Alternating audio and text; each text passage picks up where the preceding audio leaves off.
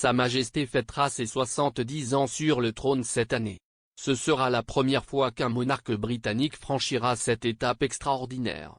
Le public britannique bénéficiera d'un jour férié supplémentaire en juin, faisant un week-end de 4 jours au cours de son anniversaire officiel, au cours duquel des festivités nationales auront lieu. Il y a des plans pour l'habituel Trooping the Colour, ainsi que l'éclairage de balises spéciales à travers le pays, un service d'action de grâce, un concert en direct organisé par la BBC à Buckingham Palace, des fêtes de rue et enfin le Platinum Jubilee Pageant.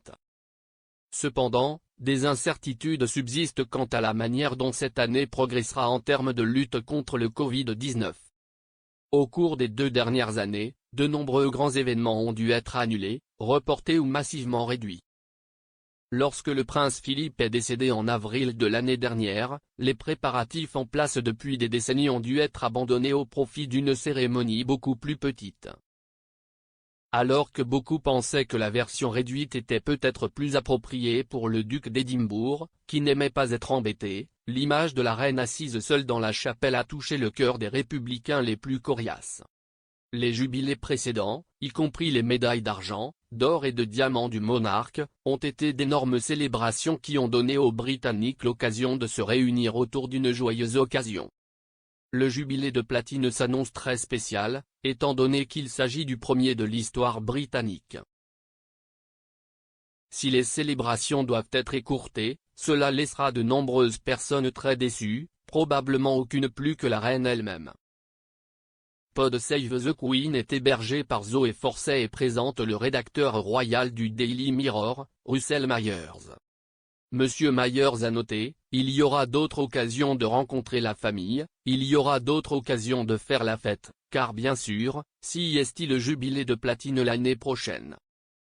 Je pense que tout le monde croise les doigts pour que ce genre de célébration ne soit pas en proie à Covid, car ce serait une pilule assez amère à avaler, je pense, compte tenu de tous les sacrifices de tout le monde cette année.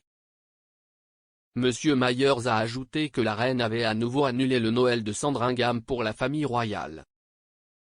En décembre 2020, des restrictions strictes ont été imposées quelques jours seulement avant le grand jour, obligeant de nombreux habitants du pays à le dépenser loin de leur famille, et la famille royale n'était pas différente. En décembre 2021, le Premier ministre Boris Johnson a décidé de ne pas faire la même chose, mais de nombreuses personnes restaient prudentes, en raison de la montée en puissance de la variante Omicron. La reine, 95 ans, a elle-même pris la décision personnelle de ne pas poursuivre les arrangements traditionnels de Noël en raison de la propagation rapide du virus. Cependant, la famille était déterminée à ce qu'elle ne passe pas son premier Noël seule sans son mari bien-aimé. Le prince Charles et Camilla, ainsi que le prince Édouard et sa famille étaient à Windsor ce jour-là. Monsieur Myers a fait valoir que la décision de Sa Majesté montrait plus de leadership que certains des politiciens en charge de la réponse du Royaume-Uni. Il a ajouté que la reine menait de front dans ses affaires. Dans un peu plus d'un mois, le 6 février, la reine sera sur le trône depuis 70 ans. Si est ce jour-là, en 1952, que son père, le roi George VI, décède d'une thrombose coronarienne. Elle et Philippe étaient au Kenya en tournée royale à l'époque. La nouvelle a bouleversé leur vie et Sa Majesté, qui n'avait que 25 ans à l'époque, a dû faire face au chagrin de perdre son père en plus de la lourde responsabilité de son nouveau rôle.